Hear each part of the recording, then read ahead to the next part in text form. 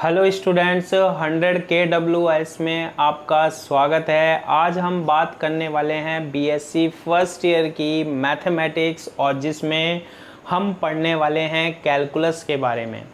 इसकी पहले 2 क्लास हो चुकी है, अगर वो क्लासेस नहीं देखी है तो पहले वो देखनी है ताकि कॉन्सेप्ट जो हो पहले के वो सारे क्लियर हो और आगे का जो हम समझे वो बहुत बढ़िया अच्छी तरीके से क्या है समझ में आए।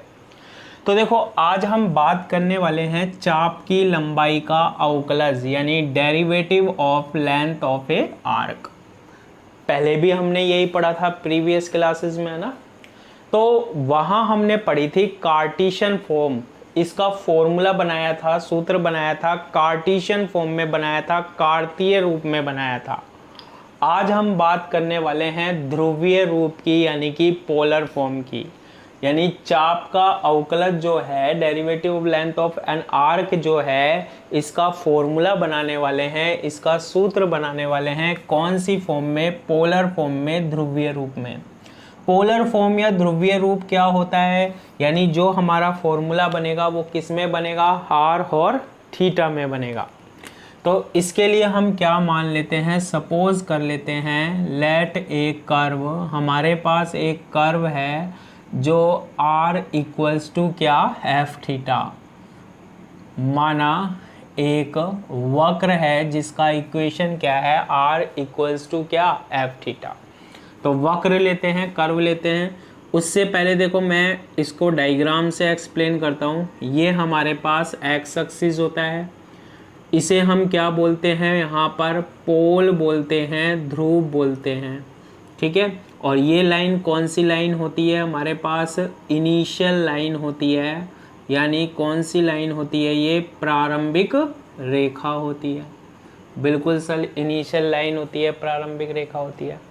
सपोज करो हमारे पास ये एक क्या है? कर्व है। इस कर्व पर एक पार्टिकल या कण गति कर रहा है। किसी टाइम पर वो कहाँ पर है? किसी समय पर वो बिंदु P पर है। फिर ये यहाँ से मूव करता हुआ, गति करता हुआ कहाँ पर पहुँच गया? पॉइंट Q पर पहुँच गया, ठीक है। अब यहाँ जो P की जो पोजीशन है ओरिजिन से, मूल बिंदु से, मान लो ये कितनी दूरी पर है, कितनी डिस्टेंस पर है? R। और कितने एंगल या कोण पर है? ये थीटा एंगल या कोण पर है। कितना एंगल या कोण पर है? थीटा एंगल या कोण पर है। ऐसे ही ये Q पॉइंट है, यहाँ से सपोज करो ये कितनी डिस्टेंस पर है, कितनी दूरी पर है? R plus delta R distance पर है। और ये कितने एंगल मूव कर गया? घूम गया डेल्टा थीटा एंगल पर है, डेल्टा थीटा कोण पर है। और पार्टिकल या कण कहाँ से कहाँ पहुँच रहा है? P से Q तक पहुँच रहा है। P के कोऑर्डिनेट्स या निर्देशांक क्या होंगे? R कोमा थीटा होंगे। Q के क्या होंगे? R और थीटा की form R plus delta R और थीटा प्लस क्या होगी हमारे पास? डेल्टा थीटा होगी।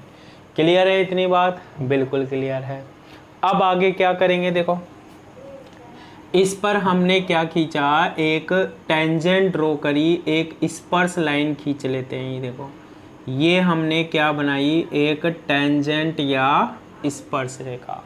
किस पॉइंट को टच करती जा रही है? केवल पॉइंट P को, बिंदु P को। सपोज करो ये कितना एंगल बना रही है? यहाँ से साई एंगल बना रही है, साई कोण बना रही है एक्स अक्ष से। और ये इस लाइन से हमारे पास कितना एंगल या कोण बना रही है? फाई। एक बात सुनना, ये जो पॉइंट P है, इसकी जो ये पोजीशन बता रहा है, स्थिति बता रहा है, इस लाइन को हम यहाँ पर नाम देते हैं, इसे हम बोलते हैं रेडियस वेक्टर बोलते हैं। यानी क्या बोलते हैं हम इसे? ध्रुवांतर रेखा बोलते हैं। ये क्या है? हमारी रेडियस वेक्टर है, ध्रुवांतर रेखा है। क्लियर है ये बात? बिल्कुल क्लियर है। अब यहाँ पर देखना, हम यहाँ Q से एक परपेंडिकुलर डाल देते हैं, लंब डाल देते हैं, कोई प्रॉब्लम नहीं है ना। ऐसे ही P से मैंने यहाँ पर एक परपेंडिकुलर डाल दिया, लंब डाल दिया मैंने यहाँ पर। और इस पॉइंट का नाम कितना है? M है। कितने एंगल पर? 90 डिग्री पर। कितने एंगल या कोण पर? 90 डिग्री पर। देखो P से परपेंडिकुलर या लंब डाल दिया मैंने यहाँ पर। क्लियर है ये वाली बात? बिल्कुल क्लियर है। अब यहाँ देखना आप, ये P से ऐसे पार्टिकल या कण Q में गया, ये जो कर्व होता है, ये जो वक्र होता है, इसे हम क्या बोलते हैं? चाप बोलते हैं, आर्क बोलते हैं। और इसकी जो लेंथ या लंबाई है वो हमने कितनी मान ली? डेल्टा S मान ली। अगर वक्र में, कर्व में आपने पढ़ा है ये एक पॉइंट ये दोनों को मिला देते तो इसे क्या बोलते हैं? कोण या जीवा बोलते हैं ना। तो ये P और Q को अगर हम ज्वाइन कर दें, ऐसे मिला दें, किसको? P और Q को, तो ये जो P और Q को हमने ज्वाइन किया है, मिलाया है, ये क्या होती है? इसकी जीवा होती है, कोण होती है। और मैंने सपोज कर लिया जीवा या कोण की जो लेंथ है, लंबाई है, वो कितनी है? डेल्टा L है। जीवा या कोण की जो लेंथ है, लंबाई है, वो कितनी मान ली? डेल्टा L मान ली। क्लियर है? अब इसको हम क्या करते हैं? सोल्व करते हैं। देखो कैसे सोल्व करते हैं। चाप हो गई, जीवा हो गई, आर्क हो गई, कोण हो गई, सब हो गई है ना। अब देखो इसको कैसे बनाते हैं। सबसे पहले हम एक ट्राइंगल लेते हैं। देखो ट्राइंगल या त्रिभुज PMQ लेते हैं, PMQ लेते हैं। कौन सी ले लिया हमने? PMQ ले लिया। और इसमें पाइथागोरस थ्योरम लगा देते हैं। तो ये हमारे पास कर्ण हो गया, ये हाइपोटेनियस हो गया। तो हाइपोटेनियस का स्क्वायर, कर्ण का स्क्वायर, यानी PQ स्क्वायर बराबर से ये क्या होता है हमारे पास? बेस का स्क्वायर यानी आधार का स्क्वायर, यानी QM स्क्वायर, और परपेंडिकुलर या लंब का स्क्वायर यानी PM स्क्वायर हो जाएगा। यहाँ पर हम QM की वैल्यू लिख सकते हैं। QM क्या होगा? देखो QM, OQ में से अगर हम OM को सब्सट्रैक्ट कर दें तो QM आ जाएगा। OQ में से क्या सब्सट्रैक्ट कर दें? OQ में से OM को सब्सट्रैक्ट कर दिया। अब OQ की वैल्यू क्या है? यहाँ से यहाँ तक की डिस्टेंस या दूरी मैंने मानी थी R प्लस डेल्टा R मानी थी। क्लियर है? तो ये तो हो गया। और OM की वैल्यू हमें यहाँ पर से फाइंड आउट करनी पड़ेगी, निकालनी पड़ेगी, क्योंकि OM की वैल्यू नहीं है। अब एक बात सुनना, ये जो पार्टिकल या कण P से Q जा रहा है, ये बहुत ही स्मॉल, अल्प टाइम में, अल्प समय में जा रहा है, डेल्टा T में। और ये P से Q जो है, ये जो पॉइंट है Q टेंस टू P, ये बहुत ही नियरेस्ट है, बहुत ही पास है।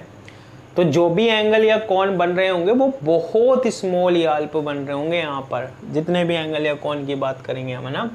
तो PQ square equals to QM square. तो यहाँ हम एक ट्राइंगल ले लेते हैं, ट्राइंगल लेते हैं त्रिभुज OPM, और इससे सबसे पहले हम फाइंड आउट कर लेते हैं साइन डेल्टा थीटा। सब जानते हैं लाल बटे कक्का से साइन थीटा जो होता है वो लंब बटे कर्ण होता है, यानी कि परपेंडिकुलर अपॉन हाइपोटेनियस। ये थीटा है, इसके सामने क्या होगा हमारे पास? परपेंडिकुलर होगा, यानी PM हो गया, लंब हो गया, और ये हमारे पास हाइपोटेनियस हो गया, कर्ण हो गया क्या? OP। तो PM की जो वैल्यू आएगी वो OP आएगी। OP क्या है हमारे पास? R साइन डेल्टा थीटा है। ऐसे ही हम किसकी वैल्यू भी यहाँ पर फाइंड आउट कर लेते हैं, कोस डेल्टा थीटा की। क्या होता है? आधार बटे कर्ण, बेस अपॉन हाइपोटेनियस। तो बेस कितना है, आधार कितना है, इसमें OM है, अपॉन हाइपोटेनियस या कर्ण क्या है हमारे पास? OP है। तो OM की वैल्यू क्या होगी? R cos डेल्टा थीटा हो जाएगी। क्लियर है? अब ये जब वैल्यू हो जाएगी तो यहाँ से QM की वैल्यू बन जाएगी। OQ को हम क्या लिख सकते हैं? OQ किसके इक्वल आएगा? R प्लस डेल्टा R के। और OM की जो वैल्यू है हमारे पास, देखो हमने फाइंड आउट करी है, OM की वैल्यू क्या है? R cos डेल्टा थीटा करिए। क्लियर है? ये वैल्यू हम यहाँ पर पुट कर देंगे, यहाँ रखते हैं हम, तो क्या बनेगा? देखो PQ हमारे पास क्या है? ये लेंथ या लंबाई PQ क्या है? Delta L। तो ये बनेगा डेल्टा L, इसका क्या? Whole square, equals to QM ये है, यानी R plus delta R minus R cos delta theta whole square, plus PM square. PM square क्या है? पी एम स्क्वायर क्या है, पी एम स्क्वायर है ये, यानी आर स्क्वायर साइन स्क्वायर क्या डेल्टा थीटा हो जाएगा। क्लियर है, बिल्कुल बन जाएगा। अब इसको हम क्या करते हैं, एक कंडीशन लगा लेते हैं कि डेल्टा थीटा क्या होता है, स्मॉल होता है, अल्प होता है, क्योंकि ये P से Q पर गया है, ये बहुत ही स्मॉल डिस्टेंस पर गया है, अल्प दूरी पर गया है। ऐसी कंडीशन में साइन डेल्टा थीटा किसके इक्वल होता है, डेल्टा थीटा के, बहुत स्मॉल या अल्प होता है जब।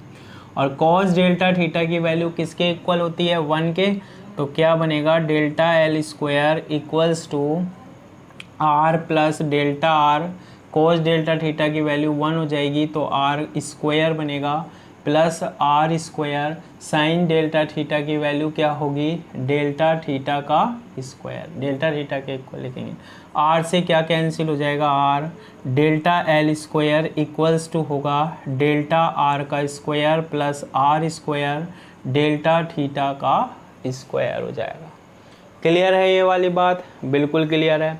अब देखो मैं इसको इस तरीके से लिख रहा हूँ, इसमें से डेल्टा थीटा कॉमन ले रहे हैं हम, delta L square equals to delta theta का स्क्वायर कॉमन ले लिया, तो यहाँ पर बनेगा delta R upon delta theta, delta R का स्क्वायर अपॉन डेल्टा थीटा, इसमें नहीं है तो भाग लग जाएगा, डिवाइड हो जाएगा और ये आर स्क्वायर बन जाएगा। ये इधर ले आए नीचे, तो delta L upon delta theta, इसका क्या लिख सकते हैं हम, होल स्क्वायर लिख सकते हैं, ठीक है। और ये बनेगा आर स्क्वायर, पहले लिख लिया हमने आर स्क्वायर प्लस, और ये delta R upon delta theta, इसको एक साथ लिख लें, delta R upon delta theta का क्या बन जाएगा, ये होल स्क्वायर बन जाएगा।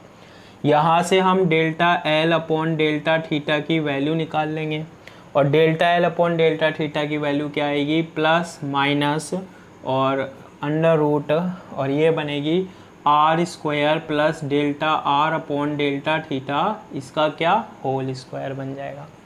तो देखो इस डेरिवेशन में अभी तक करने का कुछ नहीं है, सीधा सिंपल हमने क्या करी है, मैथमेटिक्स सोल्व करी है। इसके बाद हम इसको कैसे करते हैं आगे ध्यान से देखना आप। Delta L upon delta theta की क्या निकल गई हमारे पास, वैल्यू निकल गई, वैल्यू फाइंड आउट हो गई। इसके बाद हम यहाँ पर अपनी तरफ से डेल्टा एल क्या है, ये कोण है या जीवा है। अब चाप की बात करते हैं, आर्क की बात कर रहे हैं। आर्क क्या है, चाप क्या है, डेल्टा एस, इसमें मैंने किससे डिवाइड कर दिया, डेल्टा थीटा से। Delta L upon delta theta निकाला, ऐसे ही मैं delta S upon delta theta निकालना चाह रहा हूँ। इसमें क्या किया मैंने, delta S upon delta L से मल्टीप्लाई कर दिया और डेल्टा एल से क्या कर दिया मैंने, डिवाइड कर दिया। ऐसा करने पर delta S upon delta theta equals to delta L upon delta theta की क्या होती है, वैल्यू होती है delta S upon delta L, और इसकी वैल्यू क्या होती है, प्लस वाली लिखते हैं केवल, R square plus delta R upon delta theta, इसका क्या हो जाएगा, होल स्क्वायर हो जाएगा। क्लियर है ये वाली बात। अब इसमें हम बोथ साइड क्या ले लेते हैं, लिमिट ले लेते हैं। लिमिट यहाँ पर क्या ले रहा हूँ मैं, ये P क्या है, Q टेंस टू P है, यानी Q P के बहुत नज़दीक है, तो डेल्टा थीटा टेंस टू क्या होगा, 0 होगा। डेल्टा थीटा भी बहुत क्या होगा, अल्प होगा, स्मॉल होगा।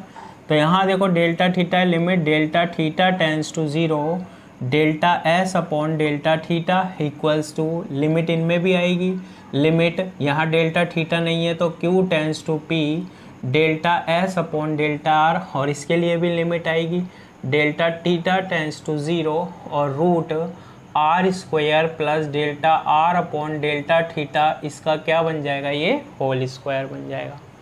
अब यहाँ देखना आप, इस चीज़ को क्या बोलते हैं हम, लिमिट जब Q टेंस टू P है, यानी P और Q बहुत नियर है, निकट है, तो delta S upon delta L, delta S तो हमारे पास क्या है, चाप या आर्क, और डेल्टा L क्या है, जीवा या कोण। इनका जो रेशियो होता है, इनका जो अनुपात होता है वो 1 होता है, क्योंकि इस कंडीशन में ऐसे चले जाओ ये डिस्टेंस या सीधे चले जाओ ये वाली डिस्टेंस या दूरी लगभग बराबर ही होती है, तो इनका जो रेशियो या अनुपात होगा वो कितना होता है, 1 होता है। ये जब डेल्टा थीटा टेंस टू 0 होता है तो इसको हम किस में चेंज कर देते हैं, ds अपॉन डी थीटा में। तो ds अपॉन डी थीटा जो आएगा हमारे पास वो कितना आएगा, इसकी वैल्यू 1 हो गई। इसको भी डेल्टा को, जब डेल्टा थीटा टेंड्स टू 0 है, बहुत कम है, तो इस क्या रह जाएगा, इसकी वैल्यू तो 1 हो गई। लिमिट हटाओगे तो क्या लिख सकते हैं, R square plus D R upon D theta, इसका क्या, होल स्क्वायर। तो D S upon D theta का जो फॉर्मूला है वो क्या बन के आएगा, R square plus D R upon D theta का होल स्क्वायर। ये कौन सी फॉर्म आ गई हमारे पास, कौन सा रूप आ गया, ये हमारे पास पोलर फॉर्म यानी कि ध्रुवीय रूप बना लेंगे। चलो इसमें अगर हमें, अभी तो हमने जो फंक्शन लिया था वो थीटा के रिस्पेक्ट में, अगर हमसे पूछा जाए D S upon D R निकालो, आप क्या पूछा जाए, D S upon D R निकालो, तो फिर आप कैसे निकालोगे, तो फिर कैसे निकालोगे। तो देखो इसको निकालने का एक तरीका बताता हूँ मैं गजब सा, कि D S upon D theta लिखना पहले, और D theta upon D R लिखना। वही डी थीटा से डी थीटा कैंसिल, तो D S upon D R के इक्वल आ जाएगा। ऐसा करने पर इसे हम ऐसे लिख सकते हैं, d S upon D R equals to, यानी आर के रिस्पेक्ट में, अभी d S upon D theta निकाला, d S upon D r निकाल रहे हैं। अब यहाँ पर क्या कर सकते हैं हम, D theta upon D R तो एज इट इज़ लिख लिया हमने, और रूट, और D S upon D theta की वैल्यू क्या होती है, R square plus D R upon D theta, इसका क्या, होल स्क्वायर। सिंपल कैलकुलेशन, कुछ करने की ज़रूरत ही नहीं है, बस अभी तो हम फॉर्मूला बना रहे हैं और फिर हम इसके बहुत सारे न्यूमेरिकल करेंगे हम। तो D S upon D R equals to, D theta upon D R को अंदर ले जाओ, रूट में जाएगा ये, तो ये हो जाएगा रूट आर स्क्वायर, अंदर जाके ये होल स्क्वायर हो जाएगा, D theta upon D R, इसका क्या हो जाएगा, होल स्क्वायर, और ये इधर मल्टीप्लाई होगा तो देखो ऊपर थीटा नीचे थीटा कैंसिल हो जाएगा, ये अंदर जाके स्क्वायर, ये वाली टर्म कितनी रह जाएगी, 1 रह जाएगी। यानी D S upon D R अगर आ गया तो इसकी वैल्यू होगी 1 plus R square D theta upon D R, इसका क्या, होल स्क्वायर। ये हमारे पास क्या है, डेरिवेटिव ऑफ एन आर्क है, यानी कि चाप के अवकलज का क्या है, फॉर्मूला है। क्लियर है ये वाली बात, बिल्कुल क्लियर है। अब देखो इसके अलावा एक फॉर्मूला, ये ध्रुवीय रूप है, पोलर फॉर्म है, और पहले जो मैंने प्रीवियस लेक्चर में पढ़ाई थी वो कार्टेशियन फॉर्म थी, यानी कि कार्तीय निर्देश तंत्र में थी वो। देखो अगर आपके पास इनके अलावा कोई और फॉर्मूला आता है चाप का अवकलज का, यानी डेरिवेटिव ऑफ एन आर का, वो क्या होता है, देखो क्या कंडीशन है, यदि वक्र का समीकरण, यदि वक्र का समीकरण t के पदों में हो, यदि वक्र का समीकरण t के पदों में हो, if equation of curve in terms of t, in terms of t, तो डेरिवेटिव ऑफ एन आर्क यानी चाप का अवकलज का क्या फॉर्मूला होता है। ऐसी कंडीशन में आपको मिलेगा, जैसे x किसका फंक्शन होता है, f1t का, एक y किसका फंक्शन होता है, f2t का। क्लियर है। और आपसे पूछा जाए डेरिवेटिव ऑफ एन आर्क बताओ, यानी कि चाप की लंबाई का अवकलज बताओ, तो चाप की लंबाई का अवकलज अब t के रिस्पेक्ट में आएगा, ds अपॉन क्या, dt, ये इक्वल होता है रूट dx अपॉन dt, इसके किसके, होल स्क्वायर के, प्लस dy अपॉन dt, इसके क्या, होल स्क्वायर के। तो जो डेरिवेटिव ऑफ एन आर्क है, चाप का अवकलज है, वो किसके इक्वल आएगा, ds upon dt equals to root dx upon dt का whole square plus dy upon dt का होल स्क्वायर।